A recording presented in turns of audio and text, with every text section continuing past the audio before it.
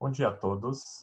Eu sou o Rogério Rabelo, sou o moderador deste webinar. É um grande prazer ter todos vocês aqui conosco para discutir um assunto tão de momento e tão importante que é a telemedicina na era da pandemia do Covid-19.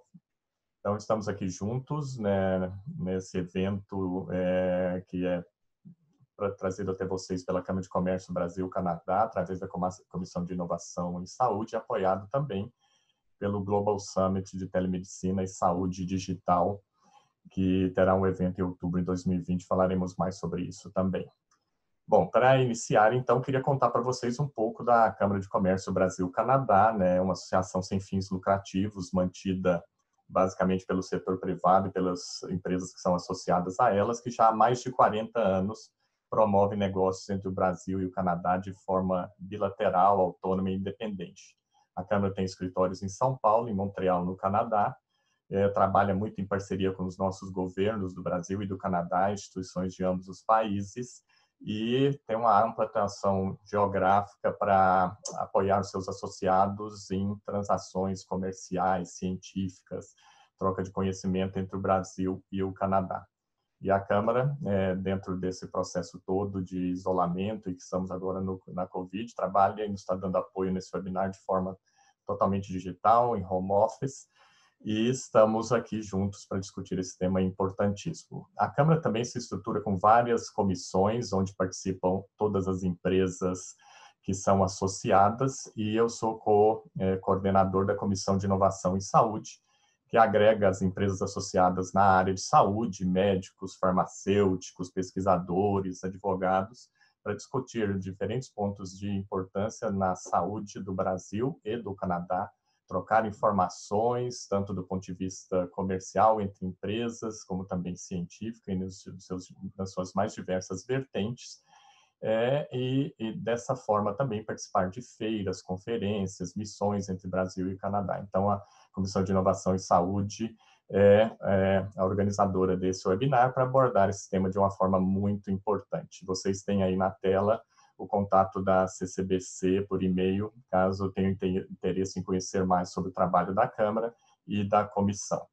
E, além disso, nós também somos, aqui tem o apoio do Global Summit Telemedicine e Digital Health. Essa é uma conferência que aconteceu pela primeira vez de forma pioneira em 2019, abril do ano passado. Ele é abrigado pela Associação Paulista de Medicina, que teve a ideia de trazer para o Brasil esse summit e que vai se tornar, com certeza, já é o maior da América Latina para abordar tanto telemedicina e saúde digital. Na verdade, o congresso, a conferência, estaria ocorrendo na próxima semana. Obviamente, ela foi adiada para outubro, e o Jefferson, que é um dos palestrantes, nos contará mais sobre isso ao longo desse webinar. Mas essa é uma iniciativa muito importante, e muitos de vocês que estão participando também receberam o webinar pelo mailing list do Global Summit. Bom, eu sou o Rogério Rabelo, eu sou médico. A empresa em que eu participo, que é a Dalben Home Care e Alten Hospitais de Transição, é associada à Câmara de Comércio Brasil-Canadá. Eu tenho uma longa história no setor de saúde e uma participação em diversas empresas da área de serviço. Também hoje eu atuo de forma voluntária nas instituições de longa permanência para idosos, que nessa fase do Covid também estamos fazendo várias ações voluntárias para proteger nossos idosos que estão aí abrigados nas diferentes ILPIs, né, que é o nome novo dos antigos asilos, pelo Brasil. E eu gostaria, então, agora de apresentar para vocês nossos palestrantes, que são grandes conhecedores do tema. O Jefferson Fernandes, que é médico, neurologista, vice-presidente da Associação Brasileira de Telemedicina e Telesaúde e presidente do Conselho Curador do Global Summit de Telemedicina e Saúde Digital. Eu também tenho o prazer de participar como membro desse conselho que organiza a conferência, que acontecerá agora em outubro desse ano. Ele também participa da Associação Paulista de Medicina e da sua consultoria, que ele é CEO da Espécies, uma consultoria de saúde. O Caio Seixas Soares, também um grande amigo, médico, especialista em medicina preventiva e administração e gestão de sistemas de saúde, com uma longa história também no setor saúde, desde a Omint, depois na Advance Medical, que é uma empresa de de segunda opinião médica, que foi adquirida pela Teladoc, uma das maiores empresas do mundo em telemedicina, e hoje o Caio é diretor geral e diretor médico da Teladoc Brasil. É um prazer tê-lo aqui conosco nesse evento e nesse webinar. E a Érica Fuga, também médica, com especialização em sistema de saúde, MBA em gestão de sistemas de saúde também, e uma longa história como diretora de saúde na Sul América, e estará junto conosco e com certeza contando uma parte muito importante da telemedicina, que é a visão de uma operadora de saúde, e ela trará também muitas informações interessantes para todos nós ao longo desse evento. É um prazer tê-los aqui conosco. Muito obrigado, Jefferson, Caio e Érica. E agora, então, eu passo a palavra para o Jefferson, que fará a primeira apresentação. O webinar está organizado com apresentações iniciais de 10 minutos de cada um dos palestrantes. Depois abriremos para perguntas em torno de 20 minutos de perguntas que já recebemos e que também serão apresentadas nessa primeira parte de perguntas e respostas. E na última meia hora, perguntas de todos vocês, participantes. Por favor, nos enviem essas perguntas pelo chat aí do Zoom e eu selecionarei o máximo possível, as condensarei para passar para os nossos palestrantes no último momento, na última meia hora de nossa conversa. Muito obrigado a todos e, Jefferson, passo a bola para você. Ok. Obrigado, Rogério. Obrigado pelo convite para estar aqui nesse webinar, que eu vou aqui agora abrir a minha apresentação e espero que todos estejam vendo. Bom, o tema que me coube é o tema de regulamentação e legislação da telemedicina no Brasil, que é algo que nesses últimos meses teve uma mudança bastante significativa. Eu gostaria, entretanto, de começar apenas com alguns conceitos para que a gente tenha um nivelamento, do ponto de vista daquilo que a gente percebe como importante na questão de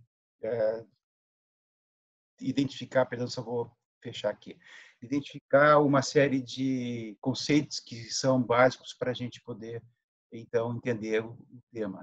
E eu gosto muito dessa definição de telemedicina. Ela é uma definição bastante simples, mas traduz o que no mundo real é a telemedicina. Na verdade, telemedicina é a prática da medicina, não deixa de ser medicina. Apenas ela é feita através do uso responsável de tecnologias da informação e comunicação entre locais distintos. Existem várias modalidades. Telediagnóstico, quando se trabalha através de, por exemplo, exames de eletrocardiografia, eletroencefalografia, patologia, em que um especialista à distância recebe o exame de forma síncrona, ou seja, não ao mesmo tempo, ele provê um diagnóstico para o hospital, para a instituição de saúde ou para o colega que está demandando.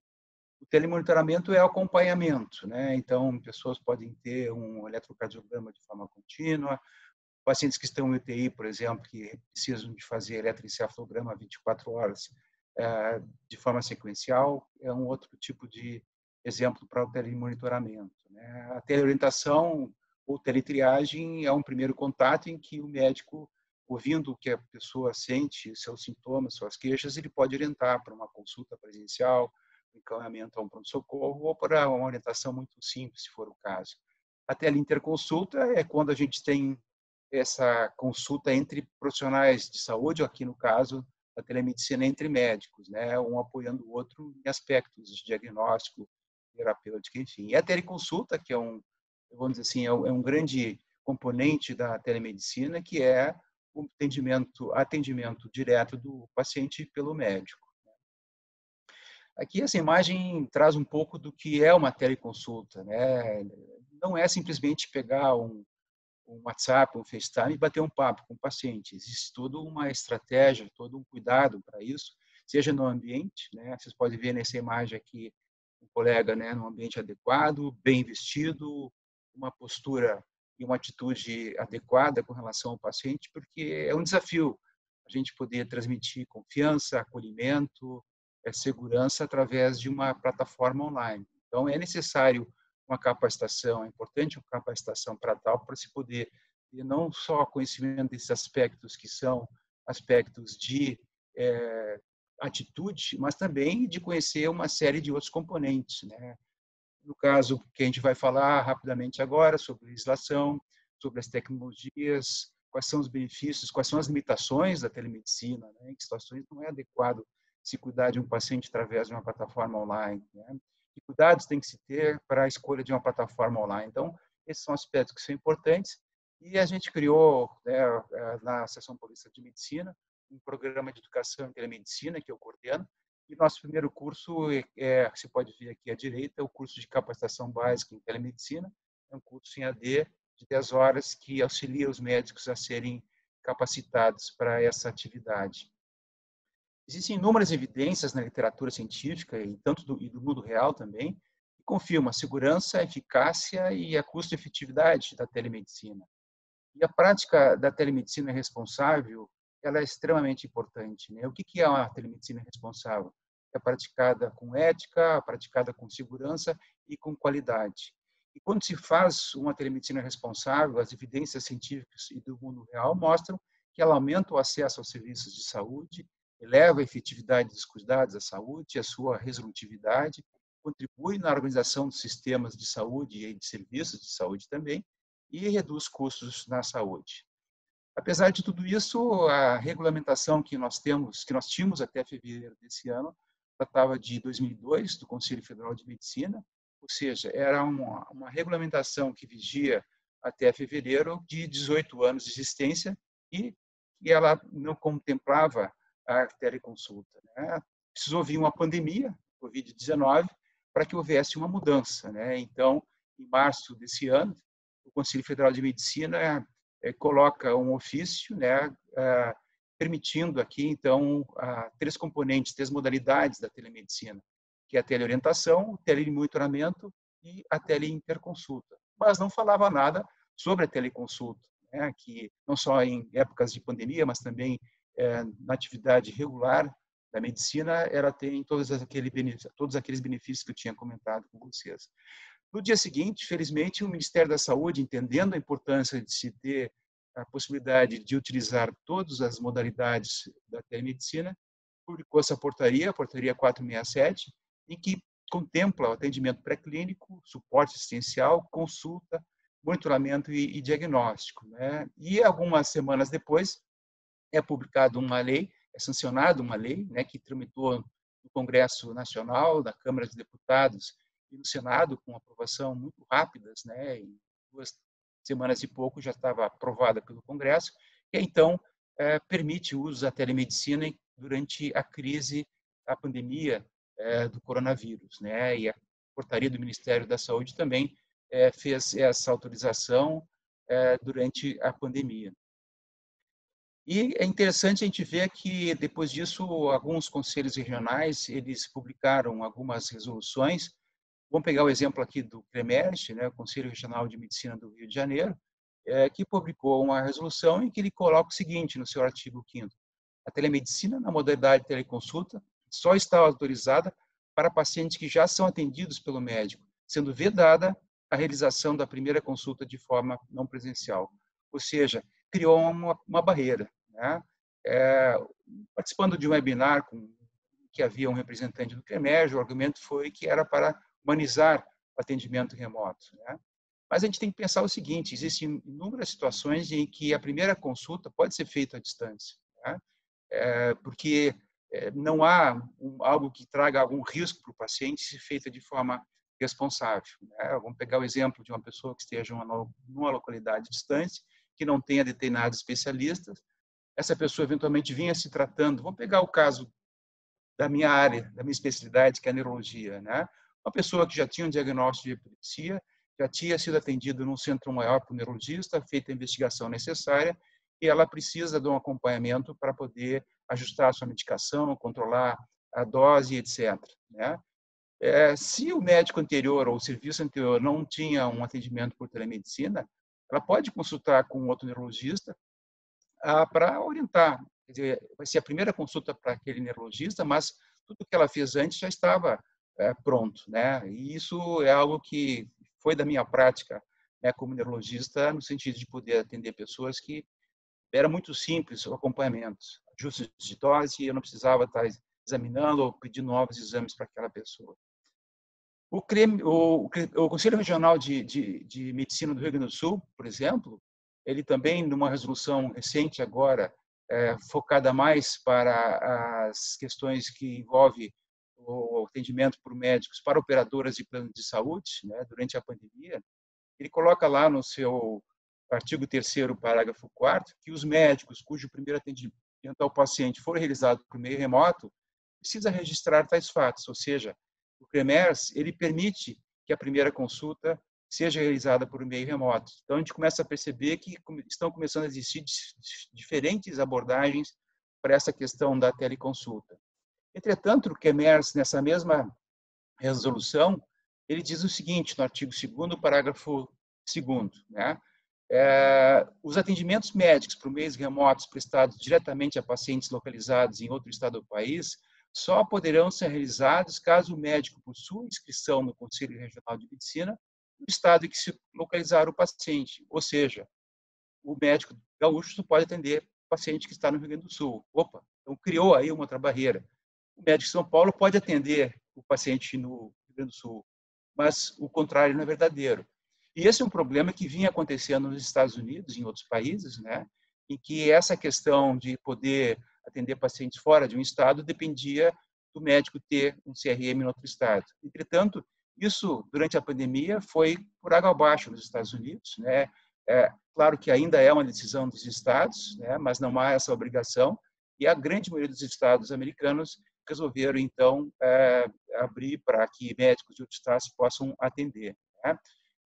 É interessante que, no ano passado, houve um summit da Associação Médica Canadense, né, sobre os cuidados virtuais em saúde, que envolve a telemedicina, é um termo que a gente usa de uma forma mais ampla, né, virtual care, é telemedicina, é saúde digital, então são termos mais genéricos, né, que lá também no Canadá existia essa dificuldade com relação à necessidade de se poder abrir, né, para médicos de diferentes províncias atenderem. Então, você pode ver aqui do lado esquerdo que as 3 principais barreiras que foram trazidas pela Associação Médica Canadense é a questão de governança dos mecanismos de compensação, ou seja, de pagamento, de reembolso, a falta de interoperabilidade e conectividade entre os diversos atores, né? E outra era essa, a licença, as restrições de licença através de territórios e províncias, que são um legado de um ato, de uma lei lá de 1867. Então, a discussão que se deu continuidade foi essa, né, feita pela Federação de Regulação Médica, né, das Autoridades de Regulação Médica do Canadá, em que o caminho que eles estavam trabalhando é exatamente isso, a possibilidade de apoiar o uso da telemedicina em todas as jurisdições do Canadá, né, permitindo que os médicos adequadamente licenciados possam usar suas licenças em qualquer província ou território para esse propósito, que é algo também que foi aí modificado com relação à pandemia. E por que eu trago isso? Porque nós vamos precisar de fazer muita coisa daqui para frente para a telemedicina, né? E nós vamos ter a oportunidade de poder discutir na sessão de perguntas com relação a esse aspecto, né? Agora, é importante que a gente não comece no Brasil a criar barreiras, e mais adiante nós vamos ter que brigar para que essas barreiras sejam derrubadas, né? Para que se possa fazer uma telemedicina que dê acesso a todas as populações do Brasil, a todo o sistema de saúde, né? Então, acho que esse é um tema extremamente importante da gente discutir daqui para frente, certo? Então, como o Rogério falou, eu quero aqui trazer, né, o reforço para o nosso Global Summit Telemedicine Digital Health, né, que transferimos de junho para outubro desse ano. Né, é um evento mais relevante da América Latina e temas como esses vão ser tratados e vão ser discutidos, né? E agora a novidade que eu trago em primeira mão, né, ontem nós tivemos uma reunião de toda a comissão organizadora do evento, e em função da pandemia, em função das perspectivas ainda para esse ano, nós vamos fazer esse evento totalmente digital. Então, vai ser muito bacana, porque agora a gente vai ter a oportunidade de abrir esse evento com inscrições, é claro, né? Realmente para um aspecto global, né? Para que as pessoas que eventualmente não viriam por questões de tempo, de passagem, de estadia, etc., agora podem assistir. E em breve a gente vai começar a fazer a divulgação de como esse evento vai ser colocado do ponto de vista de sua programação. Eu agradeço novamente aqui o convite e aguardo depois as questões para a gente responder. Bom, muito obrigado, Jefferson, interessantíssimo, né? Então, um summit totalmente digital. E eu convido agora o Caio para falar das experiências de um grande provedor, tanto no Brasil quanto no Canadá, da Teladoc, que tem experiência em ambos. E a bola está contigo, Caio. Vamos em frente. Obrigado, Rogério. Parabéns, Jefferson, pela apresentação. A gente sempre aprende ouvindo suas apresentações. Vamos lá, vou trazer um pouco. O Rogério já me apresentou. Sou Caio, sou médico, sou diretor médico e general manager da Teladoc no Brasil. Teladoc é uma empresa com uma presença global.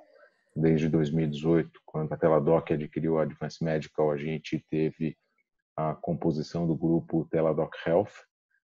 E esse ano, mais recentemente, houve outra aquisição que foi a InTouch Health, que é uma empresa de post-acute care, então soluções tecnológicas virtuais para post-acute care, de modo que toda a cadeia, toda a jornada de um paciente, desde a primeira procura em atenção primária até a saída dele como super especialista, toda essa cadeia possa estar coberta pelas soluções da Teladoc. É interessante a gente observar que, como a gente tem um escritório na China e atendimento em países ao longo do mundo inteiro, mas foi interessante porque já no final, no meio de janeiro, a gente já começou a entender como é que era o funcionamento, como é que era o comportamento dessa epidemia. Essas imagens que eu trago aqui, com a licença do Dr. Tim Fu-Yin, que é o diretor médico da China, que por coincidência ele é canadense, ele é filho de uma canadense com um chinês, e ele desde pequeno mora em Xangai, e trouxe para a gente essa experiência logo no início. Então, os distanciamentos sociais, como é que e agora isso para nós passou a ser uma cena comum, e rapidamente a sociedade se reorganiza, trazendo então aqui exemplos de como os deliveries deixavam as encomendas na porta das casas das pessoas, o transporte público, as ruas completamente vazias. Isso em janeiro, e a gente aqui ainda estava começando a ouvir falar, e daí que inovações ou que mudanças estruturais no comportamento da sociedade essa pandemia trouxe, né? Então, os termômetros, os aplicativos com uma visão e a imagem termal das pessoas, o distanciamento, os drones que servem lá para vigilância. Eu, quando vi essa imagem, achei que pudesse ser fake ou alguma coisa, mas isso foi confirmado pelo Tim, que é o nosso diretor médico lá na China, e um passaporte, que é esta imagem mostrada aqui, que é o passaporte quando o cidadão já tem o teste do IgG positivo, ou seja, ele tem anticorpo, ele não está produzindo internamente os anticorpos, ele passa a ter acesso a alguns serviços e acesso a algumas áreas dentro da cidade que pessoas que não têm esse passaporte, isso para controle epidemiológico da doença, para diminuir o spread do vírus, né? O Canadá, a gente tem um escritório no Canadá que desde do meio do ano passado até agora tem tido um aumento gigantesco da quantidade de utilização dessa ferramenta de teleconsulta, teleorientação e mental health. Então, o Canadá tem uma curva ascendente que se mantém agora, principalmente nos estados de Toronto e Quebec, com um número crescente de pacientes. As ações, diferente daqui, foram muito bem coordenadas, então já no dia 15 de janeiro, um centro de operações de saúde ativou o plano de contingência e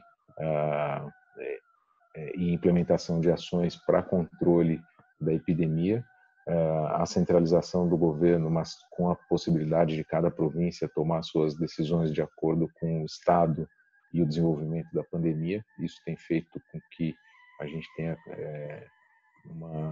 um controle maior da epidemia lá do que aqui. E aqui, a título de referência, algumas instituições que trabalham coordenadamente, a Teladoc Health está dentro desse conjunto de empresas. E eu vou falar um pouco mais para frente como é que isso tem se comportado. Acho que agora aqui no Brasil, o Jefferson fala um pouco sobre a regulamentação. A gente tinha, antes da pandemia, um comportamento de um pouco menos aceitação das ferramentas de telemedicina, tanto pelos pacientes quanto pelos médicos, da sociedade em geral, uma tecnologia nova, e a gente vinha passando por esse processo de aprendizado, e isso, para mim, ou para nós aqui na Teladoc no Brasil, o dia 16 de março foi muito marcante, porque a gente passou, neste dia, de 400, 500 atendimentos por dia para 5.000 atendimentos. Foi quando, neste dia, a gente teve uma primeira subida da quantidade de casos, e a determinação do fechamento das escolas, aí ficou mais evidente a necessidade do distanciamento e, para algumas pessoas, do isolamento social. Isso fez com que as pessoas buscassem uma alternativa segura para fazer atendimento e orientação médica, e foi marcante. Assim, desde esse dia até agora, a gente tem um platô crescente de leve, mas mantendo um platô da demanda de pacientes. A gente passou de 20 para 112 médicos, que é o que nós temos hoje atendendo na plataforma, e disso derivou alguns subprodutos ou algumas outras soluções. Então, essa imagem é para mostrar uma parceria que nós fizemos com a Associação Paulista de Medicina para fazer atendimento dos pacientes usando o corpo clínico ou os médicos que são associados da APM. Então, todos eles receberam a possibilidade de fazer esse atendimento aos seus pacientes de forma remota, o que foi uma possibilidade, nesse momento, super interessante. Queria comentar um pouco sobre o aplicativo. A gente tem um aplicativo que ele é não uniforme globalmente, e a decisão de não trazer o aplicativo americano para o Brasil, que é o mesmo que está sendo usado no Canadá, para o Brasil, foi por uma questão comportamental. Então, no meio do ano passado, a gente identificou que o comportamento, o tipo de serviço e a forma de consumir esse serviço aqui no Brasil é diferente de outros países, tem algumas peculiaridades, e outra questão relevante foi a questão legal, né? A gente tem alguns termos de consentimento livre esclarecido, algumas questões dentro desse termo que são específicas para a nossa regulação, para a nossa legislação.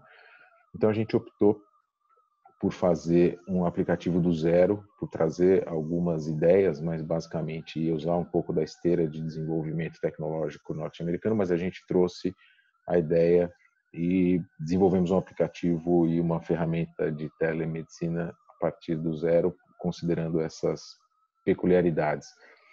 A título de curiosidade, foram mapeados 4 tipos estruturais de comportamento aqui do brasileiro, desde o high user em tecnologia até aquela pessoa que tem um smartphone, mas não tem uma banda larga de internet com acesso ilimitado e algumas dificuldades tecnológicas. Então, a gente considerou tudo isso para conseguir tentar abranger a maior quantidade de pessoas dentro da mesma solução, e lançamos alguns dias atrás, algumas semanas atrás, essa última versão do aplicativo.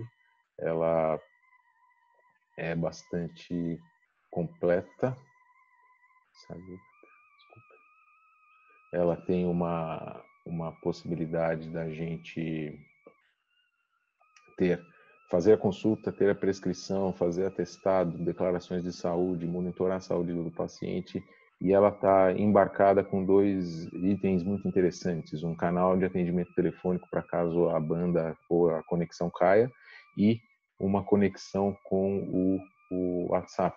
É a primeira empresa aqui no Brasil que faz uma parceria formal com o WhatsApp. Então, o paciente entra pelo WhatsApp, começa a conversar com a equipe de atendimento, e se houver necessidade, ele pode migrar automaticamente para a consulta em vídeo. Então, isso dá bastante agilidade, porque esse é um dos pontos principais que a gente considera, poder dar agilidade nos atendimentos. Agora, por trás disso tudo, parece uma solução simples, né? Que é uma chamada de vídeo via WhatsApp ou via FaceTime ou qualquer uma dessas ferramentas que a gente já conhece, mas por trás a gente tem 2 componentes, né? Segurança da informação e facilidade no acesso. E isso é um mecanismo bastante robusto que fica por trás dessa engenhoca, dessa engenharia tecnológica toda, para garantir que não haja vazamento, que o ambiente é seguro, que o médico é um médico de fato que está atendendo, que ele de fato tem autorização para fazer essa prescrição ou fazer esse atendimento. Então, todo esse arcabouço tecnológico, ele não é simples, ele é muito sofisticado, ele é muito robusto, e o front-end, que é o que a gente vê na tela do celular, ele é bastante simplificado para facilitar o uso e o acesso. Existem formas diferentes da gente direcionar esse paciente para o médico, então a gente pode direcionar para um corpo clínico próprio que temos na Teladoc ou direcionar para corpo clínico específico, seja um hospital, um sistema de saúde. Aqui, por exemplo, é o modelo que a Associação Paulista de Medicina está usando. O paciente entra, dependendo dos dados de login, ele é direcionado pela ferramenta automaticamente para o seu corpo clínico. Mas eu acho que a gente já avançou muito em termos de tecnologia, em termos de... as pessoas têm experimentado muito essa tecnologia, mas acho que o Jefferson colocou bem, a gente ainda está no começo dessa caminhada, né? Alguns estudos apontam que a gente está usando muito pouco ainda da possibilidade real da totalidade dessas tecnologias. E algumas coisas que a gente vê já estão se tornando realidade, né? Então, a tecnologia, quando ela está interposta entre o médico e o paciente, ela pode trazer algumas novidades, alguns aprimoramentos que vão ajudar muito na prática médica. Então, isso já é uma ferramenta real, essa tela que está sendo apresentada a vocês, que pela câmera termal o médico consegue identificar, por exemplo, sinais inflamatórios, por exemplo, velocidade, algumas tecnologias estão sendo testadas, a velocidade da íris, o movimento dos olhos enquanto a gente está conversando, isso pode ser indício de algumas doenças, isso vai aparecendo para o médico como possibilidades de hipótese diagnóstica que eventualmente poderiam passar desapercebida. Então, nós estamos caminhando para um desenvolvimento tecnológico que vai ajudar muito a prática médica.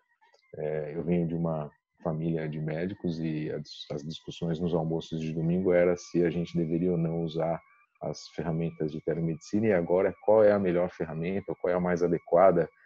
Melhor, eu acho que é um termo complicado, mas qual é a ferramenta mais adequada para cada situação. Então, é uma jornada que ela já é de longo tempo, mas ela agora que pegou corpo, e o desenvolvimento vai ser muito rápido. Eu acho que tudo que nós estamos falando hoje, se a gente for falar, for olhar o que vai ser apresentado no Summit, já vai ter tido uma transformação enorme nisso, né? Mas esses 4 pilares, que é um estudo recente que foi feito, mostram os motivos pelos quais a gente vai ter essa transformação muito vigorosa. Então, a rápida adoção das interações digitais, porque a pandemia pede isso para nós, né? Vai fazendo com que o comportamento das pessoas favoreçam a busca por essas soluções, né? Dentro de uma realidade do distanciamento. A queda da barreira das pessoas não compartilharem seus dados. Ontem eu estava ouvindo o médico responsável pelo Hospital das Clínicas, que são lá, hoje é o maior hospital de tratamento para pacientes de Covid em média e alta complexidade, e ele falou uma informação muito interessante, que boa parte dos pacientes complicam dentro desses hospitais não simplesmente pela doença, a coronavirose, mas sim pela falta de informação prévia desses doentes que chegam, às vezes, muitas vezes em estado já debilitado, com dificuldade de contactar, e você não tem o histórico desses doentes, e você implementa o protocolo correto de medicamentos e tratamentos que há disponíveis hoje, mas como você não tem o background dessa história de doença desses pacientes, pode haver uma interação ou uma dificuldade maior, ou uma descompensação desses pacientes pela falta desse prontuário, do acesso a esse prontuário. Então, uma coisa que nós estamos instigando os pacientes, estimulando os pacientes, é fazer o download do prontuário, gravar no seu celular, no pendrive, ou seja, no dispositivo, e compartilhar com os médicos ou levar esse prontuário na hora de a busca pelo hospital, quando assim for necessário, né? Então, são comportamentos que vão mudando e as ferramentas têm que ajudar a gente a fazer isso. E para finalizar, eu acho que uma mensagem importante é: a gente precisa fazer a integração do serviço. Não faz sentido um paciente, nem um médico, nem nenhum cidadão ter vários tipos de serviço ou ferramentas destinados à mesma finalidade, né? Então, a integração desses serviços é algo bastante importante. A tecnologia, como eu falei lá atrás, ela precisa promover o acesso, mas ela tem que trazer segurança e manter a privacidade, mantendo sempre a autonomia de médicos e pacientes. O médico, falando um pouco da prática médica, o médico ele se especializa em pode escolher várias especialidades, e uma delas nova, recente, que está nascendo, sem dúvida, é o médico virtualista. Isso vai passar a ser uma especialidade, uma área de conhecimento muito grande dentro das academias médicas, dentro das faculdades de medicina. E para finalizar, o comportamento em termos da indústria que entrega o serviço para os cidadãos, e a gente tinha, antes dessa pandemia, claramente uma ideia de que um serviço poderia servir para todo mundo. Isso não funciona mais. A gente tem que pensar, e é o que a gente está tentando fazer, de customizar, individualizar, entender as necessidades de cada paciente para serem mais eficientes na entrega dos serviços. Eu encerro por aqui, devolvo a palavra ao Rogério e espero o momento do nosso bate-papo. Bom, Caio, muito obrigado. Super interessante a apresentação, e já tem inúmeras perguntas chegando aqui para abordar muito a questão da tecnologia e das plataformas. E agora eu quero convidar a Érica para dividir conosco a experiência muito grande que ela tem, a Sul América tem na área desde teleorientação, antes de todas as novas resoluções e da nova fase da pandemia do Covid, e agora na Sul América. Bem-vinda, Érica. E estamos todos muito curiosos para ouvir a visão de um plano de saúde, e a Sul América vai nos privilegiar com isso. Muito obrigado. Ok, pessoal, bom dia a todos. Muito obrigada pela presença. Queria agradecer imensamente o convite do Rogério, da CCBC, do Jefferson, a parceria aí sempre com o Caio. E a ideia realmente é a gente compartilhar a experiência que a gente tem tido lá na Sul América. Vou começar iniciando aqui com a minha apresentação.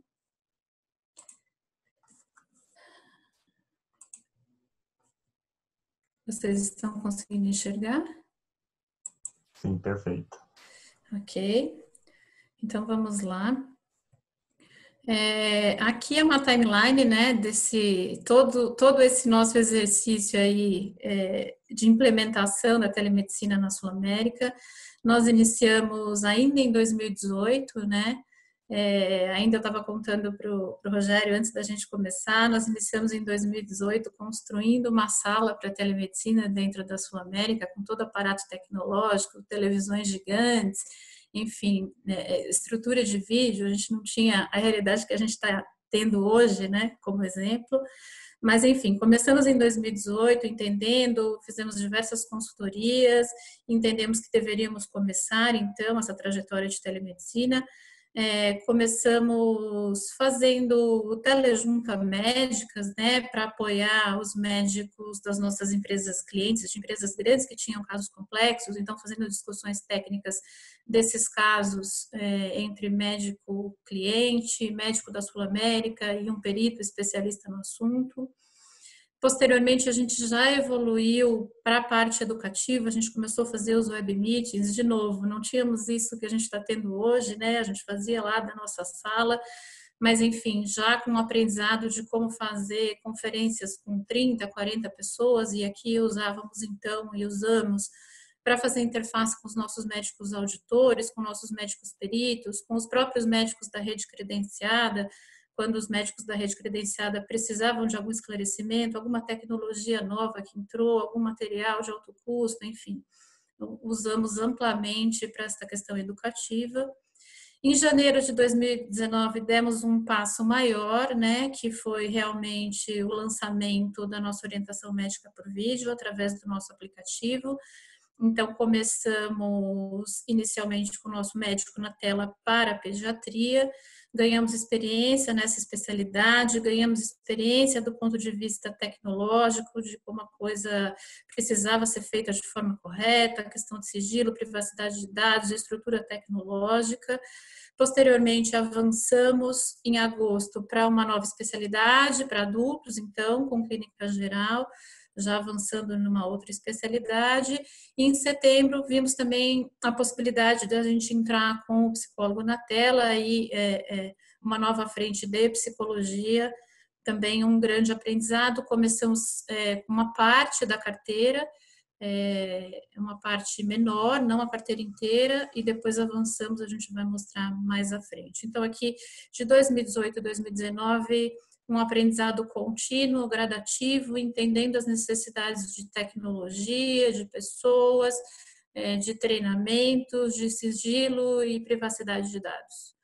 Então, em 26 de fevereiro, infelizmente, né, o primeiro caso do coronavírus no Brasil, e a gente rapidamente entendeu a necessidade da gente usar a telemedicina como uma tecnologia aqui muito importante na solução das questões que se impunham. E já em 1º de março, a gente já criou no nosso aplicativo um botão especial para o coronavírus e já entendemos a necessidade de fazer uma ampliação da orientação médica por vídeo, que inicialmente tinha uma limitação de sessões por ano de vigência de contrato. Aqui a gente já fez uma abertura para retirar qualquer tipo de limitação. Como o Jefferson falou, 19 e 20 de março, a liberação em caráter de excepcionalidade, né, da teleconsulta e toda essa parte legal. E, enfim, todo o nosso desafio, toda a nossa aceleração, mobilização de times de todos os portes aqui da Sul-América, médico, tecnológico, sigilos, enfim, operacional, para a gente alavancar isso. E em 30 de março, a gente consegue fazer a expansão do nosso médico na tela, que passa a se chamar Saúde na Tela, e aí a gente passa a ter um conjunto de mais de 30 especialidades médicas, terapias, fono, fisio, nutrição, e eu vou detalhar um pouco mais adiante. Aqui, o cenário que se impunha, né, era um cenário de bastante desafio para a Sul-América, entendo que para qualquer operadora que precisa prover saúde, né. Então, a gente tinha 2 tipos de beneficiário que precisavam ser atendidos: aqueles acometidos de sintomas agudos de Covid ou preocupados de ter uma sintomatologia de Covid, então todos os quadros agudos da Covid e de outros casos, e também todos os nossos beneficiários com doenças crônicas que precisavam continuar sendo atendidos, que precisavam ter uma assistência qualificada e dar continuidade, sobretudo, à sua assistência, quando a gente olha para a necessidade de se fazer uma ótima gestão de saúde que qualquer operadora tem. E essa questão dos médicos no centro disso, né, com uma certa ociosidade, enfim, ali precisando de apoio para conseguir fazer e dar continuidade a esses atendimentos. Então, aqui se impôs um cenário onde a gente precisava garantir o acesso desses beneficiários, a gente precisava garantir a oportunidade do médico atender, né? Era uma oportunidade para o médico atender através dessa tecnologia. Era também uma oportunidade da Sul-América de contato com o beneficiário, de ampliar esses espaços de contato com o beneficiário e realmente dar uma experiência satisfatória nesse momento. A gente precisava, de fato, como eu já disse, continuar a nossa visão estratégica maior, que era continuar fazendo gestão de saúde e, obviamente, garantir a sustentabilidade do sistema, que naquele momento, né, e continua até agora, tinha uma preocupação e tem uma preocupação de não transbordar excessivamente para a rede hospitalar, enfim, de não sobrecarregar esta ou aquela unidade por uma ineficiência nessa jornada assistencial. Então, aqui se impunha um cenário um conjunto de situações onde a gente precisava atuar e, de fato, tinha oportunidades para fazê-lo.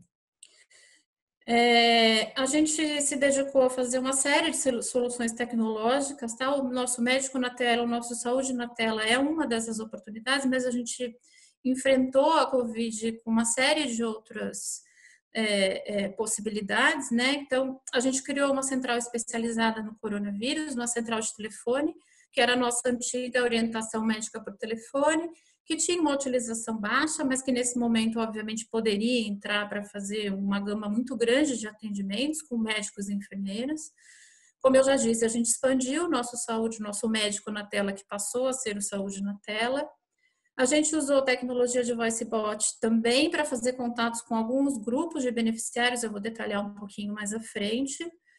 Nós criamos um algoritmo para triagem desses casos de coronavírus, porque este algoritmo, esta quantidade de demandas numa carteira de mais de 2 milhões de beneficiários, nós sabíamos que era grande, então a gente, de alguma forma, precisava triar esta complexidade para que caísse nesses canais corretamente. Nós fizemos junto aos hospitais um processo digital também que nós chamamos de fast track, para que aqueles casos que de fato já tinham sido analisados pela orientação médica por telefone ou por vídeo e que já tinham passado por esse algoritmo pudessem ser encaminhados rapidamente aos hospitais. Então, de alguma forma, a gente agilizou esta jornada deste processo de ida, escolha do beneficiário para qual hospital ir e quando chegar ao hospital, como ser rapidamente atendido, já com alguns dados colhidos desses contatos por telefone ou por vídeo, que a gente chamou de fast track, e tudo isso envelopado na nossa visão estratégica maior, que é a visão de um cuidado coordenado. Então, aqui, obviamente que a gente se dedicou a desenvolver a tecnologia para acolher o beneficiário, e o mote maior é como é que isso tudo se junta posteriormente para que eu possa fazer uma gestão de saúde mais adequada com todas essas interfaces conectadas e interligadas. A gente está usando muito essa questão da conexão deste arco de acesso, eu vou mostrar mais à frente. Então, aqui, rapidamente, eu vou mostrar o algoritmo, vai passando o vídeo. Então, aqui o nosso botãozinho coronavírus, o beneficiário acessa, faz uma avaliação prévia, a gente explica que não é um diagnóstico, mas sim uma triagem. Ele vai respondendo se ele tem sintomas, né? Febre, falta de ar, se ele tem, que tipo de sintoma, dor de garganta, dor, tosse, há quanto tempo ele está com esse sintoma, se ele realizou o diagnóstico, se ele tem comorbidades, ele escolhe a comorbidade. Por fim, ele finaliza com a idade dele e a gente consegue, através desse score, fazer essa orientação para esses 3 canais. Então, uma central coronavírus por telefone, o nosso médico na tela, caso esta gravidade tenha um score maior, e o nosso portal coronavírus para quando o caso tiver uma gravidade menor ou, enfim, apenas uma dúvida técnica, ele precisa de um apoio, de uma orientação para o nosso portal coronavírus. Aqui o uso do VoiceBot, como eu disse para vocês, a gente tem uma carteira, dentro dos nossos 2 milhões de beneficiários, a gente tem uma carteira de idosos acima de 60 anos, por volta de 250 mil idosos. A gente, obviamente, não tinha condição de fazer manualmente, fazer o acesso a esses idosos sem o uso da tecnologia. Então, nós fizemos uma estratificação de risco desses idosos e classificamos esses idosos em 4 faixas de risco. E as últimas faixas de risco de menor complexidade, a gente utilizou o VoiceBot para fazer contato com esse grupo de idosos. Aqui foram feitas 36 mil jornadas e a gente conseguiu fazer esta identificação de casos. Parece um número pequeno, mas quando a gente olha pelas 36 mil, não é um número pequeno.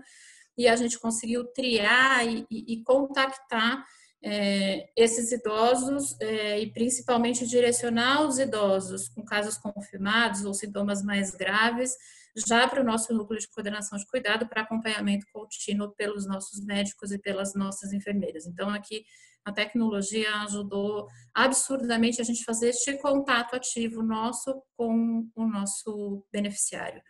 Aqui também nós criamos um canal de WhatsApp dedicado ao coronavírus, onde também a interface é muito simples e de acordo com as respostas que o beneficiário dá no WhatsApp, a gente também consegue jogar naquele arco de acesso, da mesma forma, ele cai naquele algoritmo e ele é direcionado para aqueles canais de atendimento a depender da complexidade. Até agora foram 13 mil conversas de WhatsApp para fazer este tipo de orientação e triagem. Aqui um pouco de número para vocês, né? Vocês vão ver que eu vou mostrar um número assim muito menor antes do coronavírus, um número muito mais arrojado, né? Nos meses pós-coronavírus. Aqui em orientação médica por telefone nós já fizemos 57 interações, 57 mil interações e vejam que a gente vem subindo bastante nesses meses de pandemia. E aí, também na orientação médica por telefone, a gente teve todo um esforço de treinamento, enfim, protocolos. Também utilizamos a própria ferramenta dos nossos web meetings para fazer o treinamento com todos esses fornecedores que fazem esse apoio para a gente. Depois, como eu já disse, a gente fez a expansão do Saúde na Tela, que agora passa a ter uma gama muito maior de profissionais, né? O nosso médico na tela, a nossa orientação médica por vídeo, que passa a fazer consulta também, o fonoaudiólogo, terapia ocupacional, fisioterapeuta, nutricionista e psicólogos. Eu vou detalhar um pouco aqui de volume. Antes disso, eu queria colocar um vídeo de alguns segundos, só para vocês entenderem como é que a gente está divulgando isso para beneficiário.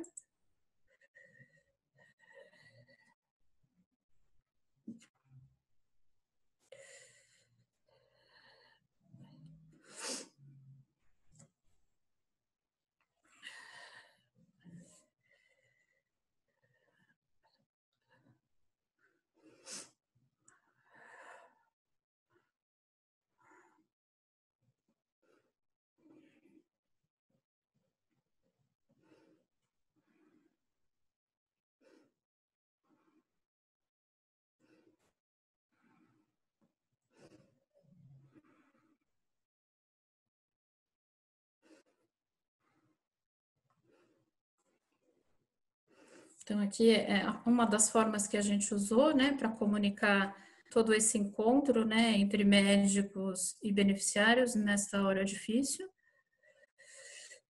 Aqui o nosso médico na tela, a gente dividiu em dois grandes grupos, né? Aqueles médicos que a gente está chamando de plantonistas são aqueles médicos que ficam à disposição no nosso aplicativo e resolvem dúvidas mais simples e mais imediatas. Esses médicos eram aqueles que faziam orientação médica por vídeo e agora passam a fazer consultas também, com certificação digital, etc.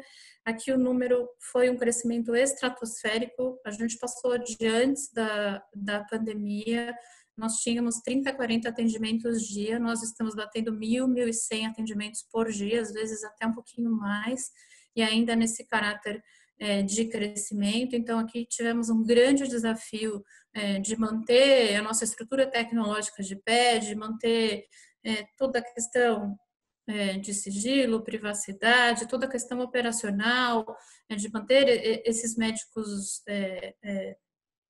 educados, né, na melhor forma de atender e preparados na melhor forma de aprender.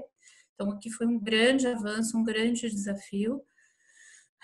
Depois, eu acho que nós fizemos, esta foi uma grande sacada da gente fazer o convite e encampar os nossos médicos da rede credenciada para fazerem parte do nosso time de telemedicina. Então, nós já tínhamos um grupo de médicos que já participava de uma plataforma do cuidado coordenado, uma plataforma em nuvem, onde ele já registrava alguns dados de consulta presencial e já tinha uma integração com esse nosso arco de acesso, e nada mais natural do que esses próprios médicos que já fazem parte desse programa participarem e serem convidados a participar do programa de médico na tela também. Aqui um esforço gigantesco e a gente conseguiu crescer também muito rápido, a gente está batendo em alguns dias 600 a 700 consultas por dia, E aqui é o médico especialista, é o médico que é da nossa rede credenciada, que já faz acompanhamento do beneficiário e que consegue dar atendimento e consegue continuar esse atendimento ao beneficiário que ele já vinha fazendo através desta plataforma de Health Cloud.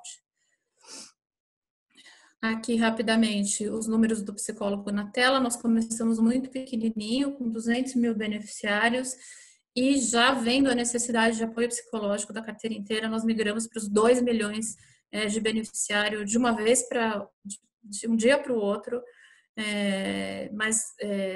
graças ao empenho de toda a equipe, a gente conseguiu migrar muito bem, não tivemos problema. A gente tem um dos maiores NPS aqui dos nossos saúde na tela, que a gente tem com psicólogo e muita gente utilizando, e vocês podem ver aí pelos diagnósticos o quadro de ansiedade aí, uma necessidade super importante que a gente está conseguindo atender. Aqui também evoluindo com as contratações de nutricionistas, fisioterapeutas, terapeutas ocupacionais, fonoaudiologia, que também vem crescendo bastante depois que a gente incluiu isso na plataforma. E aqui a nossa visão final, né, deste arco de acesso. Enfim, o nosso entendimento é que a tecnologia nos ajuda nesse contato, né, nessas interfaces para esse arco de acesso. Então, a gente vem ampliando essa tecnologia para ampliar esse contato com o beneficiário, seja ele ativo ou passivo, mas isso tudo, de alguma forma, precisa estar integrado. A gente já está fazendo uma série de integrações neste arco, né? Na triagem, WhatsApp, orientação por telefone, orientação por vídeo, os nossos ambulatórios que começam a fazer uma trajetória também para serem mais virtuais, a teleconsulta, o pronto atendimento mais agilizado, enfim, todo esse sistema aí disponível em arco são ferramentas, são tecnologias que nos apoiam para fazer nossa maior estratégia, que é cuidar e coordenar a saúde do nosso beneficiário. Tudo aqui respaldado com uma tecnologia segura, escalável, com sigilo médico, com controle de operação bastante grande, garantia de qualidade, acompanhamento de níveis de qualidade, NPS, pesquisas, fazendo a gestão de saúde e garantindo a sustentabilidade do sistema. Nossa palavra final é essa: a telemedicina instaurada amplamente durante a pandemia ratifica que a prática é viável, que a prática amplia o acesso de forma segura, quando é bem gerida, né, com todos os cuidados, garante eficiência, garante uma assistência adequada, em tempo hábil e preciso. Isso foi muito importante agora, no momento da pandemia, colocando o paciente no centro da atenção e mantendo proximidade entre os indivíduos e a humanização que a gente tanto fala. Era isso. Eu agradeço novamente o convite da CCBC e a todos os colegas participantes e a todos os ouvintes. Muito obrigada. Muito obrigado, Érica, interessantíssimo, né? E como você bem frisou, a gente está falando muito em telemedicina, mas temos telepsicologia, telenutrição e todas as diferentes áreas de saúde se beneficiando muito dessa mudança. Outros conselhos já tinham autorizado isso antes, como no caso da telepsicologia, e estamos caminhando. Então, muito interessante. Agora vamos entrar na parte quente do webinar. Vocês não imaginam, aliás, vocês estão vendo também, né, o chat, o tanto de perguntas que estamos recebidos e algumas perguntas que têm reverberado aí no meio médico, no meio de saúde nessas últimas semanas, né? Então, eu vou começar direcionando a primeira para o Jefferson. Peço, Jefferson, os comentários objetivos para a gente poder explorar ao máximo as interessantíssimas perguntas, e os demais palestrantes, Caio, Érico, fiquem à vontade também de adicionar algum comentário ao final. Então, vou fazer umas perguntas específicas, já combinando aqui com simultaneamente as que estão chegando, chegaram antes e as que estão chegando agora dos nossos participantes de forma muito interessante. Então, vou direcionar a primeira para o Jefferson, e também o Francisco já perguntou isso de formas bastante semelhantes. Qual a sua expectativa sobre a legislação e regulamentação da telemedicina, principalmente aí a grande história da teleconsulta, né, que era o calcanhar de Aquiles de todo o processo, das nossas, infelizmente, idas e vindas de portarias e resoluções, após a pandemia, né? E já adicionando aqui o que o Francisco falou, tem risco do CFM recuar, e essa mudança que foi feita na lei, né, o veto que se falava na lei que era o CFM que ia regular, e agora se discute que deverá ser regulado por lei na Câmara de Deputados. Então, deixo para o Jefferson falar como que esses avanços não retornarão aí no futuro, a opinião dele. Obrigado, Rogério. A expectativa é que a telemedicina, e principalmente a questão da teleconsulta, permaneça após a pandemia, né? Eu acho que existe uma experiência mundial de décadas já, de todos os benefícios que a telemedicina traz, que eu pontuei na minha apresentação, e que certamente é fundamental que as pessoas, que as populações, que os sistemas de saúde possam se beneficiar de todas essas qualidades que a telemedicina pode trazer, desde que feita de uma forma responsável, né? A situação atual é que tanto a portaria quanto a legislação criada pelo Congresso, elas são temporárias, né? Então, existem alguns caminhos para que essa fixação da telemedicina e teleconsulta aconteça. Uma delas é pela própria criação de uma nova lei, né? Porque ela caduca, essa que está aqui vai caducar, e quando alguém, possivelmente a Organização Mundial de Saúde, definir que a pandemia acabou, it's over, né? Então é necessário que se trabalhe desde agora, né? E a informação que eu tenho é que o Congresso começa a fazer uma discussão sobre a legislação, sobre uma lei posterior a ser aplicada à telemedicina. Por outro lado, o próprio Conselho Federal de Medicina já vinha fazendo um trabalho nesse sentido, né?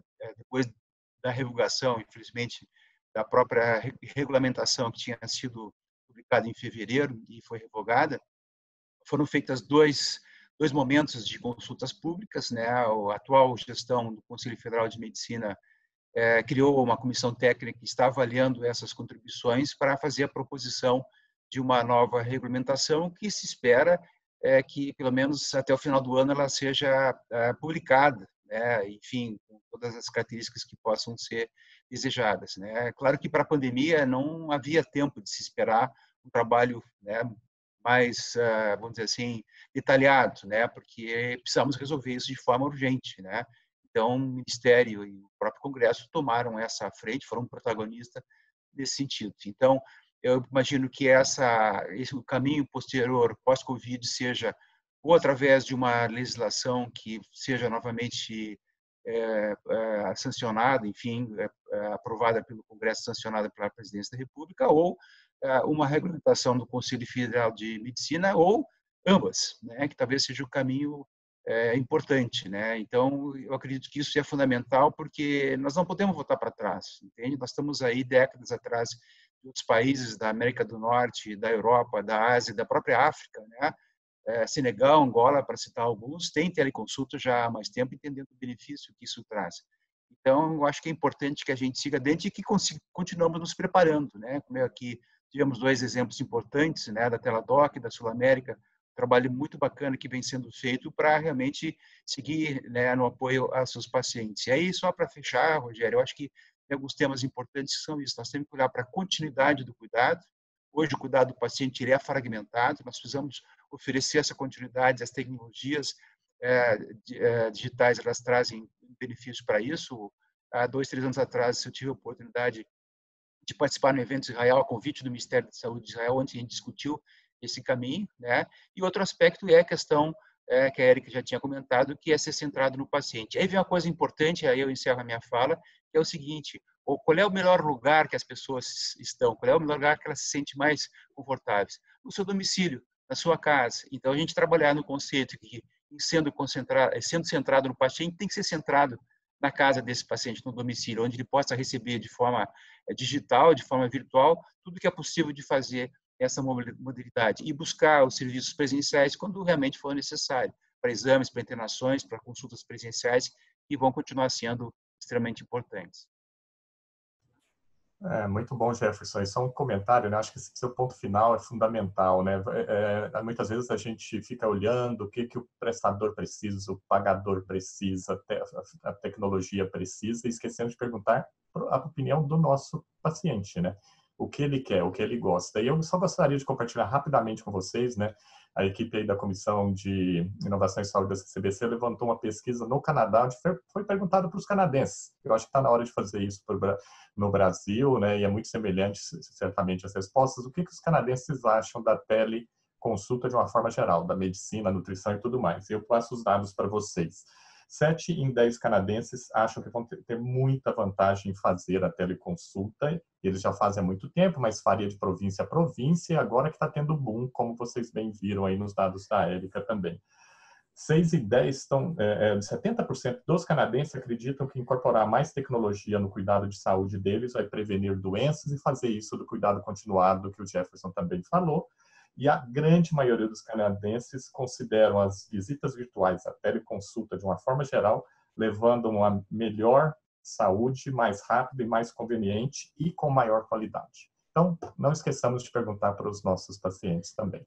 E a segunda pergunta, que não quer calar, eu vou passar para o Caio, que é a grande questão das plataformas, né? Infelizmente, com as idas e vindas que tivemos aí das resoluções, a gente chegou no momento do uso da telemedicina sem o médico, a grande maioria dos médicos estarem preparados para isso. Mas vamos pensar no copo meio cheio, né? Então, vamos ter que aprender todos muito rapidamente.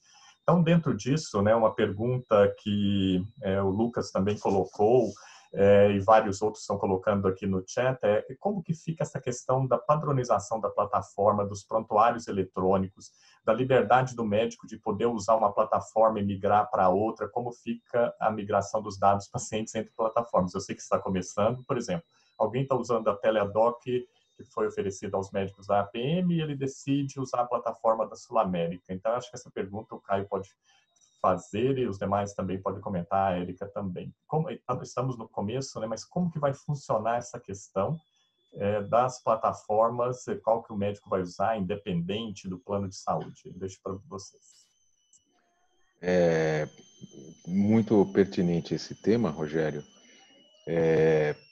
Em primeiro lugar, as informações que são disponibilizadas nessas consultas, elas não pertencem a nós ou a qualquer plataforma, elas pertencem ao paciente. Então, cabe a nós termos ferramentas que integrem com os prontuários eletrônicos de cada médico, ou que cada médico utiliza. Vou dar um exemplo para você. Nos Estados Unidos, são mais de 120 prontuários eletrônicos diferentes que estão conectados com a plataforma da Teladoc. Então, uma das diretrizes de desenvolvimento da nossa plataforma foi essa. A gente tem um prontuário, obviamente, para poder fazer o armazenamento das informações durante a consulta, mas a gente também tem uma integração muito parruda e diversa com vários prontuários eletrônicos. Então, nesse caso, fica simples, o médico pode fazer o atendimento pela plataforma, na consulta virtual pela plataforma da Teladoc, e imediatamente esses dados migram para o prontuário eletrônico que ele usa no consultório, se ele assim desejar e se o paciente assim concordar. Da mesma forma, o paciente ele consegue baixar todos os seus dados de saúde que são transitados durante a consulta e fazer com que essas informações, ele pode levar essa informação para o médico, para o hospital, ele pode direcionar eletronicamente, apontar eletronicamente essas informações. É um tema super relevante e na minha opinião, um dos temas decisivos para que essa tecnologia avance. Quanto menos proprietário nós formos em relação às informações que são disponibilizadas para nós durante as consultas, durante as interações com os pacientes, mais fácil vai ser para as pessoas, para a curva de adoção ser mais rápida. Esse é um ponto. O outro ponto é com relação às informações de cobrança.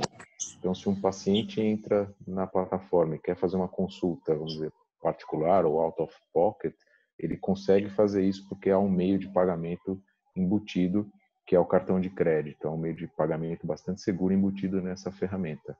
Agora, o passo seguinte, que e aí já vou chamar a Érica aqui para complementar essa resposta, como é que é feita a cobrança dessas consultas pelas operadoras, né?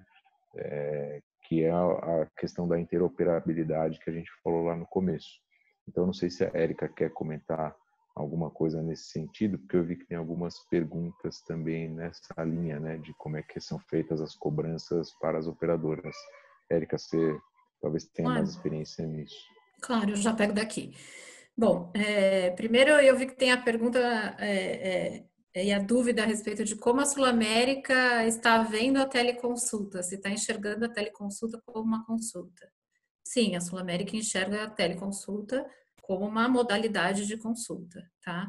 Então, a gente já tem os nossos médicos credenciados, já tem os nossos parceiros que já estão linkados a essa nossa plataforma e a contratualização dessa nova modalidade de consulta está sendo feito gradativamente, caso a caso, esses médicos estão sendo convidados a participar conosco e integrar essa nossa plataforma, tá? Dentro dessa nossa plataforma, e por que a escolha de uma plataforma para a Sul América?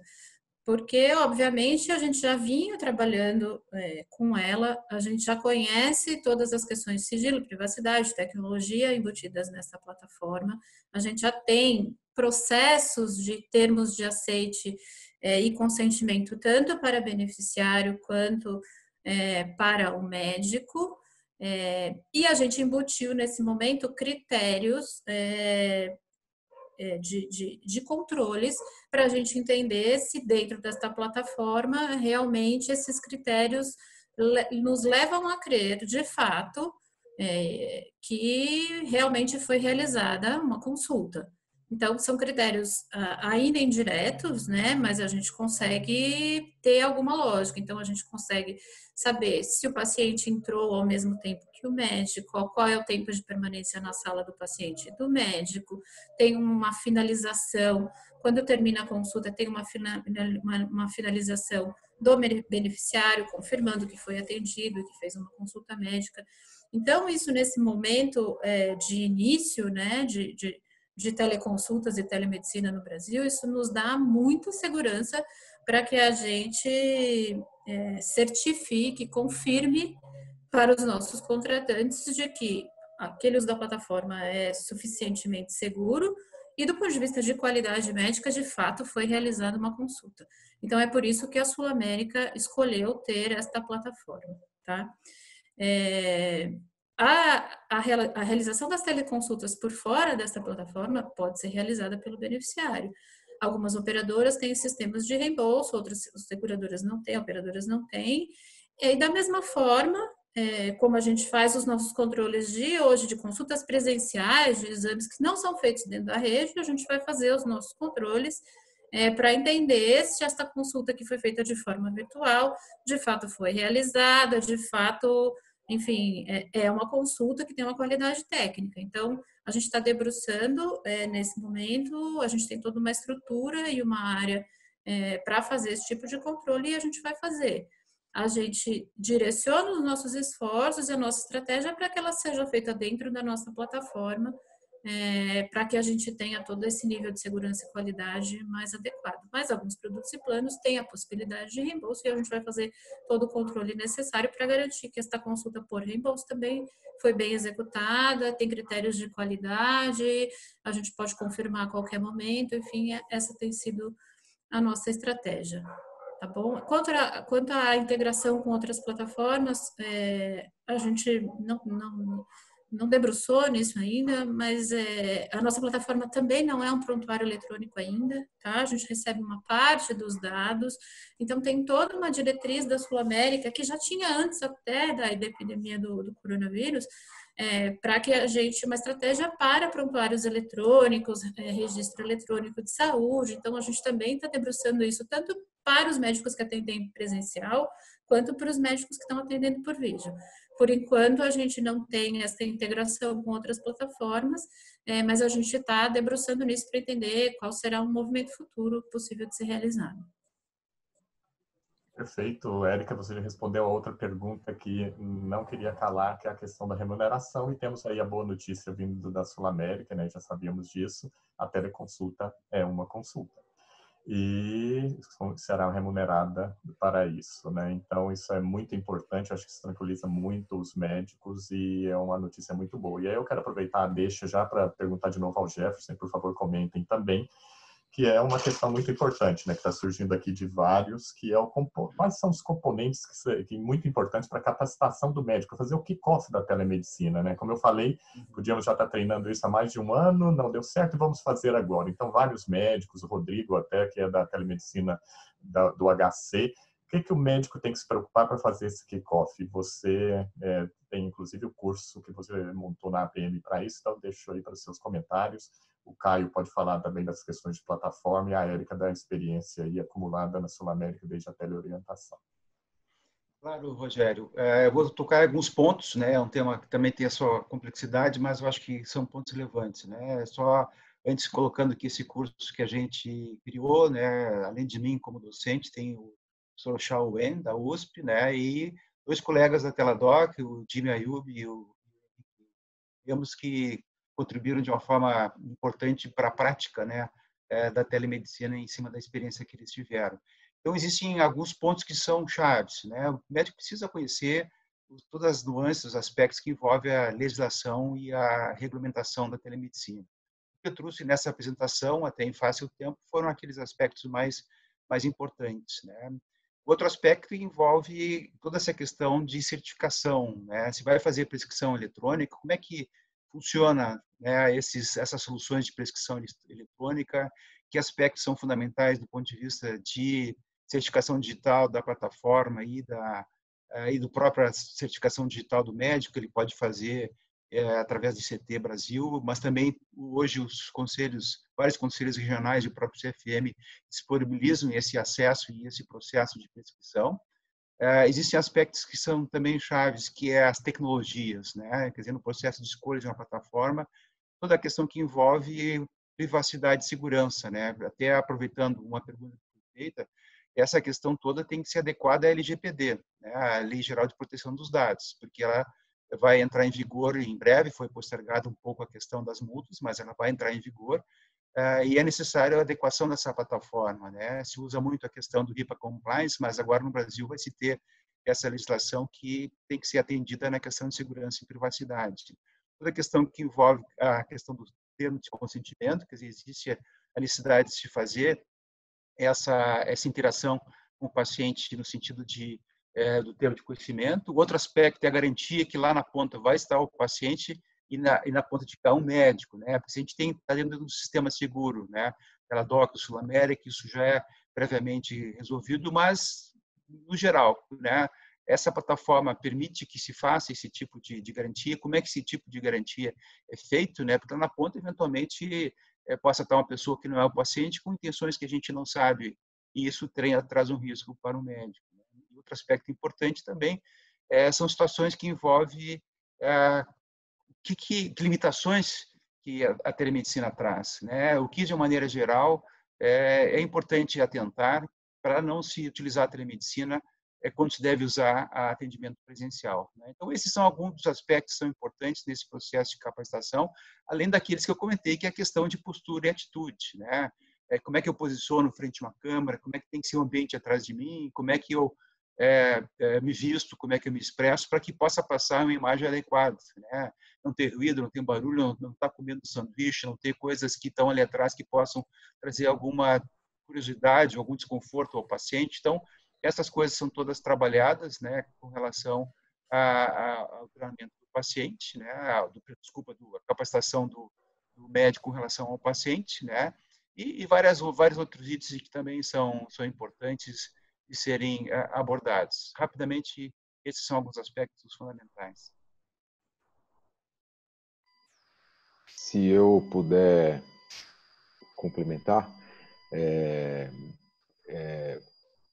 tem um outro aspecto que eu queria acrescentar, que além da capacitação, que o Jefferson colocou muito bem, que são aspectos do atendimento em si, o que a gente preconizou foi um treinamento. Antes dele sair e fazer o atendimento, é necessário que ele faça esse treinamento, uma capacitação. Então, isso do ponto de vista do atendimento prático. Mas um tema que foi colocado no começo da pergunta foi como é que a gente garante que aquele médico é um médico, que não vai haver uma fraude ou que aquele paciente é aquele paciente. Então, colocar todas essas questões com segurança, com privacidade, ao mesmo tempo, fazendo uma consulta, o médico e o paciente com uma janela aberta, isso envolve uma robustez tecnológica grande. Uma das soluções que a gente encontrou foi a certificação digital. Existem várias certificadoras, muito boas, mas a gente elegeu uma certificadora e todos os médicos que vão atender dentro da plataforma Teladoc passam por essa certificação, de modo que a gente tenha controle, pelo menos nesse início dos trabalhos, de que esses médicos são de fato eles mesmos, e a segurança do paciente, para a segurança do paciente, existe 3 mecanismos de validação tecnológica bastante sofisticados para garantir que aquele paciente é aquele e não está havendo fraude. Obviamente que sempre a gente está sujeito à criatividade das pessoas, mas eu diria que o atendimento por teleconsulta, ele traz muito mais segurança do que, inclusive, um atendimento presencial, em termos de fraude, em termos de segurança da informação, em termos de eventuais vazamentos, a robustez dos prontuários eletrônicos. Hoje a gente tem bastante, obviamente, aqueles que são certificados, mas a gente tem bastante segurança. E, recentemente, a gente transformou o escritório, que agora a gente não está indo mais, porque está todo mundo em home office, mas a gente transformou o escritório onde há o atendimento, onde se troca informação de paciente com o médico, num ambiente HIPAA. Para quem não sabe, é um ambiente livre, por exemplo, de papel, de anotações. Os médicos que entram nesse setor da empresa não podem ter os seus celulares próprios, então eles deixam fora da área de atendimento para não haver, para diminuir ou para chegar próximo de zero a chance de vazar a informação, porque seria catastrófico a gente ter, nesse momento que estamos vendo e vivenciando uma expansão dos serviços de telemedicina, ter um caso de vazamento, então, ou de perda de privacidade das informações. Então, esse ambiente também, do ponto de vista da empresa, nós, do que fornecemos esse serviço, temos que garantir para os médicos e para os pacientes essa segurança.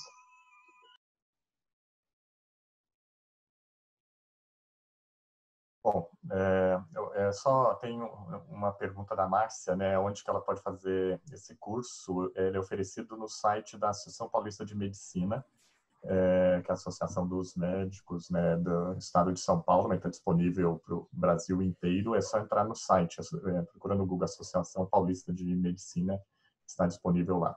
E, novamente, aí, muitas e muitas perguntas interessantes, né?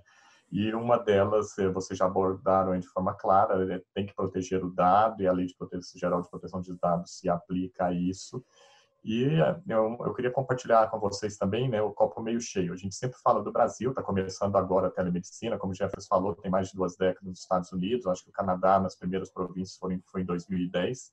Mas, novamente, aqui eu tenho alguns dados que nós levantamos do Canadá, onde mais da metade dos canadenses não consegue agendar para o mesmo dia, ou no sistema normal, ou no próximo dia, uma consulta com o médico de família. 1 em 3 canadenses reportam que tiveram que esperar 6 ou mais dias para serem vistos pelo seu médico de família. 2 em 3 canadenses têm como a única opção para chegar ao médico fora das horas normais ir ao pronto-socorro.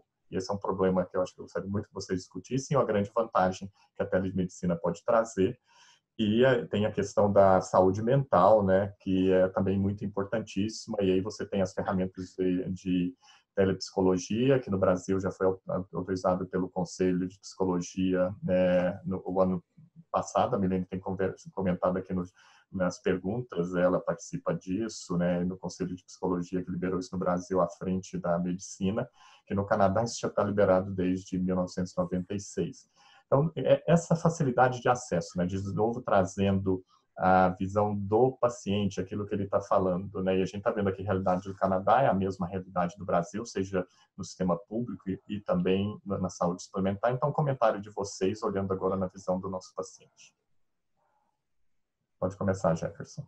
Claro. Eu quero aproveitar uma das coisas que você comentou, Rogério, que e até tem relação com uma pergunta que a gente está podendo enxergar daqui, e que é a questão da aplicação disso no Sistema Único de Saúde, né, e para as pessoas, para os pacientes do Sistema Único de Saúde.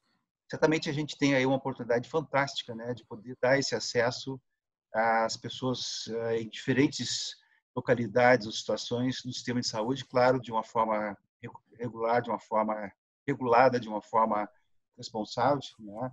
Porque as pessoas, de uma maneira geral, elas têm aceitado de uma forma muito grande o uso da telemedicina, né? A percepção, e isso através de várias pesquisas que foram feitas aqui também no Brasil, de que com isso elas conseguem estar mais próximas dos médicos ou do seu médico, né? Então a tecnologia ela não está, na realidade, afastando o paciente do médico, pelo contrário, ela está aproximando o paciente do médico. E o princípio é esse, né? Ela pode ser feita em qualquer momento, de qualquer lugar, né? Então acho que isso é um aspecto importante que se tem. E o sistema de saúde, o Brasil hoje tem o programa Telesaúde Brasil Redes, que na realidade ele é uma segunda opinião, ele é uma consultoria, uma teleconsultoria que profissionais especializados ou médicos de atenção primária mais experientes apoiam, né, médicos que estão na atenção primária à saúde, nas unidades básicas de saúde, né? Então isso tem trazido resultados fantásticos, onde o médico da atenção primária ele tem um apoio de um especialista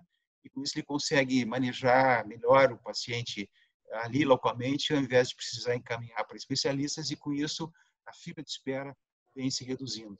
Então, a gente imagina que, se permitir, em várias situações, essa consulta direta também ao paciente, isso vai trazer um benefício muito grande, né? Então, eu acho que são caminhos que são fundamentais, são caminhos que precisam ser construídos progressivamente, são caminhos que precisam ser construídos, né? E se ter muitas discussões, a gente está começando, né? A gente está, como se diz, né? Abriu-se a porteira agora e está todo mundo, por necessidade até, entrando dentro da telemedicina, mas nós precisamos avaliar bem o que precisa ser feito, principalmente no pós-pandemia, né? De maneira que a gente consiga fazer essa telemedicina com segurança, com qualidade, com ética, e poder oferecer realmente os benefícios e diminuir muito qualquer risco que a gente tenha na prática da telemedicina, e que a experiência internacional é essa, né? O próprio Estados Unidos é um país em que a questão de litígio, de processo é muito grande. Quando você vai olhar as publicações que falam sobre os processos de telemedicina, eles são extremamente pequenos, né? São situações muito pequenas. Então, eu acho que aí a gente tem, de novo, reforçando o que o Caio tinha colocado, né? Uma capacidade de se prover uma medicina dentro das limitações da telemedicina, com qualidade e com segurança. Caio, por favor, seus comentários, e também aí, como estamos no avançado da hora, né, para manter aí dentro do que nós combinamos, que todos têm atividades em seguida, tanto os nossos participantes como os palestrantes também. Por favor, comente também seus comentários finais, como já foi muito bem feito pelo Jefferson. Obrigado, Rogério. Eu queria primeiro agradecer à Câmara de Comércio Brasil-Canadá por essa oportunidade. Eu acho que é eventos como esse que promovem o crescimento e os ajustes necessários para uma atividade que ainda é nova aqui, mas que certamente tem um espaço de crescimento muito grande.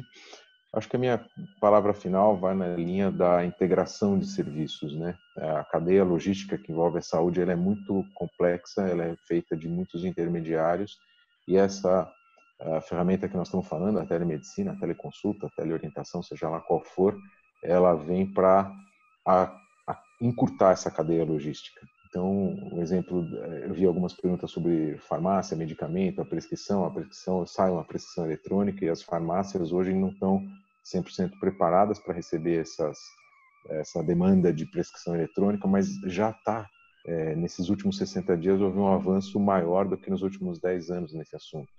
Então, imagina só, você recebe a prescrição eletrônica, essa prescrição está integrada com uma rede de farmácia, você, por geolocalização, é identificado, você sabe onde tem a farmácia mais perto da sua casa, você pode já escolher o serviço de delivery para sua casa ou para o seu escritório, isso em 2 cliques. Então, tem muito avanço, muita coisa boa para vir, e dentro dos limites, obviamente, o Jefferson colocou bem, dos marcos regulatórios, da ética, e só assim é que a gente vai avançar. Então, parabenizar também a Érica, porque é sempre um prazer, é sempre um aprendizado quando a gente escuta a Érica, além de ser uma pessoa incrível, tem uma baita experiência, não só nesse assunto. Então, obrigado, Jefferson, Rogério, a todos que estão ouvindo. e a Érica pela participação e pelo evento. Érica, seus comentários finais, e como eu disse, a presença da Sul América, representada por você nesse webinar, é fundamental, está respondendo muitas perguntas. A gente tem visto muitas perguntas operacionais, provavelmente outros webinars virão via APM, via Global Summit, via própria CCBC, porque os nossos médicos que estão participando aqui, fazendo perguntas, eles querem muito passo a passo, né? E o copo meio cheio veio para ficar e vamos lá. Então, seus comentários, Érica, finais e que mensagem você nos deixa. Ok. Em primeiro lugar, agradecer também a parceria aqui de todos, a amizade, Rogério, Jefferson, Caio. Da mesma forma, é sempre muito legal estar com vocês, é um aprendizado enorme. Eu queria dizer que a gente foi desafiado, né? Acho que todos nós aqui, enquanto médicos e dirigentes de alguma estrutura, né? De alguma entidade, de alguma, enfim, empresa, todos nós fomos desafiados e acho que estamos colocando os nossos times e a nós mesmos no máximo do empenho aí para a gente conseguir gerir, dar melhor assistência aos nossos beneficiários, enfim, a todos os nossos clientes. Acho que é um caminho, né? Acho que o que eu mostrei lá, realmente, a gente vem num crescente, é um caminho de aprendizado, de controles, e volta aqui, aprende lá, e, enfim, estamos exatamente nesse momento, né? Acho que estamos conseguindo garantir assistência, isso é um ponto muito importante, e temos que cuidar da questão das estruturas, do sigilo, da privacidade, e acho que nesse ponto a gente tem um papel muito importante do médico aí, né? A gente precisa dar a mão para o médico, a gente precisa ensinar, apoiar, acho que esse esforço aí do Jefferson no aculturamento e na educação médica é muito fundamental. O médico é peça-chave nisso, né? Ele tem que estar consciente, ele tem que saber dos seus limites, das suas obrigações, dos seus direitos, de como proceder. Então, a Sul América também tem se esforçado bastante nisso,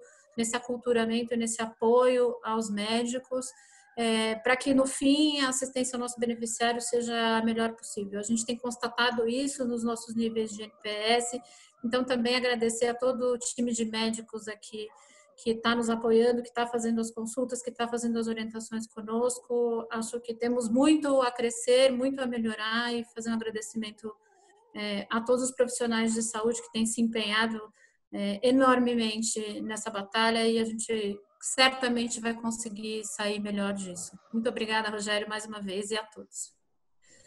Muito obrigado. E também num comentário final, né, eu fiz meu treinamento na década de 90, meu pós-doutorado e especialização em laboratório no Canadá. Em 1996 não existia nenhuma dessas ferramentas. Quando a troponina para diagnóstico de infarto agudo de miocárdio foi lançada, muitas vezes um esquimó, né, um inuit, o norte de Quebec, eu estava na McGill, para ele ter o diagnóstico, ele tinha que entrar num avião e ser transferido para Ottawa ou para Montreal para fazer o diagnóstico. E nós experimentamos pela primeira vez levar a troponina, e na época já existia em point of care testing, né, que é outra forma do teste também chegar rápido no paciente, e isso era feito à distância e uma teleorientação à distância também para fazer uma triagem ali do diagnóstico e saber se teria que colocar aquele paciente no avião. Então, a gente está falando de 1996, não evoluiu rápido no Canadá, como eu dei os dados para vocês, tem diferença de província e província, de uma província para outra. Quebec foi mais resistente, agora que está liberando. Então, a boa notícia, né, para a gente ver o lado bom do Brasil nisso, é que nós estamos começando mais tarde, e isso nos dá uma grande oportunidade de fazer já tudo melhor e mais certo, aprendendo com os erros dos demais, como muitos de vocês ressaltaram. E podemos fazer isso muito rápido. Eu acredito muito no Brasil, acredito muito nos nossos médicos. E vamos, assim, tirar os mitos que atrapalham muitas vezes. Telemedicina é uma nova coisa. Não, é mais uma tecnologia para a gente usar no nosso aparato e na nossa propedêutica médica.